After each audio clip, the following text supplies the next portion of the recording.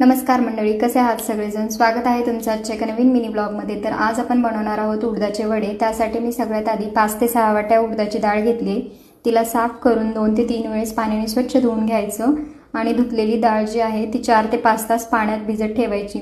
डाळ ओव्हरसोक करायची नाही. ओव्हरसोक केल्यामुळे पाण्याचा अंश जास्त राहून वडे जे आहेत आपले ते जास्त तेलकट बनतात. अशा प्रकारे 4 ते 5 तास डाळ भिजल्यानंतर तिला मिक्सरमधून बारीक करून घ्यायची. मिक्सरमधून बारीक करून घेतानाही होता होईल तेवढा पाण्याचा वापर कमी करायचा. त्यामुळे पाण्याचा अंश कमी होतो आणि वडे जे आहेत आपले ते कुरकुरीत बनतात. एकदा की सगळी डाळ बारीक करून झाली की हे मिश्रण जे आहे ते चवीपुरतं मीठ टाकून एकजीव करून घ्यायचं. वडे बनवताना सोड्याचा वापर अजिबात करायचा नाही. सोडा टाकल्यामुळे वडे जे आहेत आपले ते तेलकट बनतात.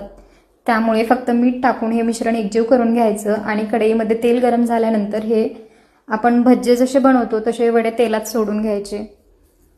हॉटेलमध्ये जसे गोल वडे भेटतात तसे बनवायचे होते, पण यावेळेस थोडा जास्त वेळ नव्हता. बहीण घरी आलेली, तिला वापस तिच्या घरी जायचं होतं. मग म्हटलं आपण जसे भज्जे बनवतो तसेच वडे बनवून घेऊयात जेणेकरून लवकर बनतील.